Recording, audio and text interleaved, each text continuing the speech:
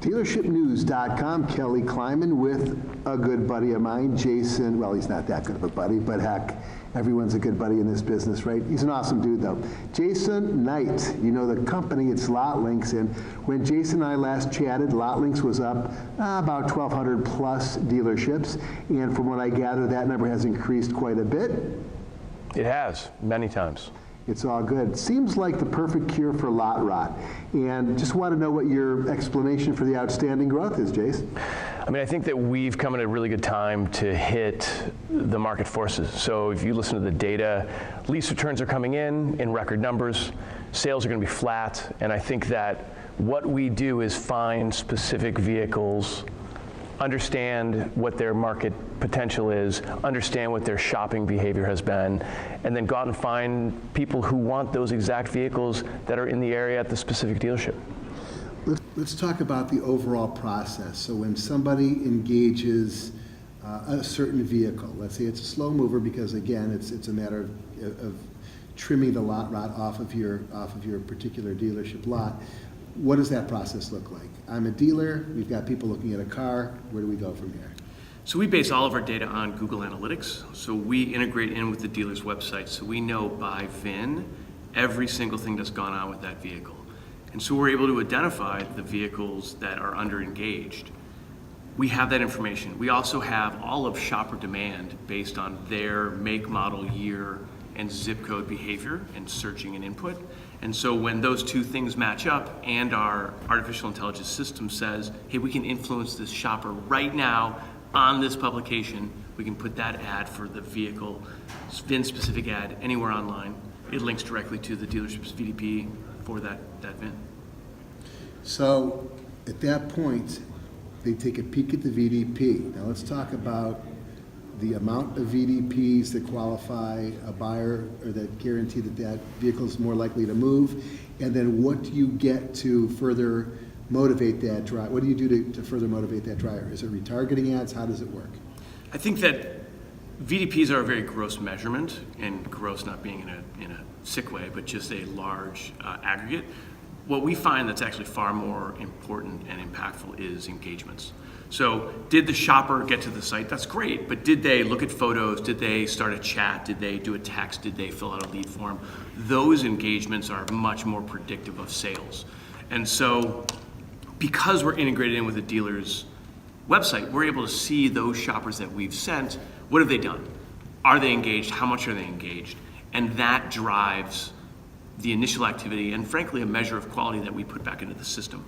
We don't do retargeting. That's something the dealership should be doing. They should be incentivizing them with their unique selling proposition. They should be bringing them back. They should be showing them their specials. Really, we're just getting those folks in the digital showroom door, and then dealers do what dealers do, which is close, close, close.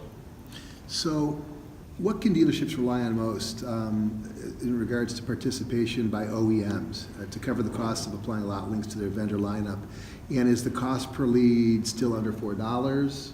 How does that work? So we talk about a cost per shopper. What we charge is the cost of getting someone to the dealership website, that qualified shopper, and that's $4.99 per shopper delivered. So it's not per lead, it's not per click, it's per shopper, per unique shopper we put in. We have a lot of OEM co-op reimbursement for many OEMs. I think that dealers can count on that. That's good for new. In some cases, it's good for CPO. It's not necessarily going to help them at all with any of their used business. And obviously, we work with used, new, and CPO. But we're always working to expand that. And it's about how much does it cost to get those engagements. That's really more of the fungible measure. Question for you in regards to inventory. Do you rely on a chain of third-party classifieds? Do you have your own classified? Exactly how does that work? So we talk about an omni-channel platform, which is we work with third-party classifieds, we work with custom integrations that we have, we work with all of the ad networks that are out there. Our objective is to be everywhere a shopper could be, because it's not about buying an ad on a website or on a publication, it's about getting that right VIN in front of the right shopper. So wherever that person goes, that's where we want to be. And our ability is to put that ad in front of them anywhere they are online if we choose to. What's the general time frame of lead to close after LotLinx gets them in their sites? So we really see the purchase cycle being something like 45 to 60 days. We really try to focus on those final few days, the last few weeks, to get them when they're very close to deciding what they're going to buy and where, and it's just pushing them over the edge to activate them, to come down to the store, to start to transact. And we see that most of those folks haven't made that decision because the vast majority of our traffic is net new to the dealer, meaning it hasn't been to their website before. So we get the right folks, we get them at the right time, and then we put them to the right store. It's incremental to the store, and I think that's of critical importance. How many dealerships do you have in your network right now? So when you look at our manufacturing programs and our Tier 1 and Tier 2 activities with our Tier 3, we're north of, we're in the mid-thousands, I think is a safe thing to say. Upwards of north of 5,000, south of 10,000. Oh, impressive. Since last time we spoke, it was substantially less. It was. So are you advertising? What kind of advertising channels are you using? Is it word of mouth? I mean, obviously this fills a terrific niche. We've been very blessed with a lot of word of mouth. I think because the results are so good that people will talk about it. And there's a great story we have where all of a sudden we received a bunch of phone calls from somewhere in Iowa. And the reason was because somebody was having a 20 group there. And they talked about LotLinx, and then a bunch of the other folks in the group had said, oh my God, I need to get some of that. And so I think that that's been a big thing. We do less advertising, traditional advertising, because I think it's a way to reach folks, but a lot of dealers have been blocking that out. And so for us, we've been really successful with events, thought papers, reaching out to folks specifically, and then frankly just executing on the things we've done. We have a manufacturer's program. It's great to reach out to those dealers, share the results. Very often they come on direct. I want to backtrack real quickly. It's just a sweet little marketing niche, and obviously it's really taking off. Whose idea was it, and how'd you get involved?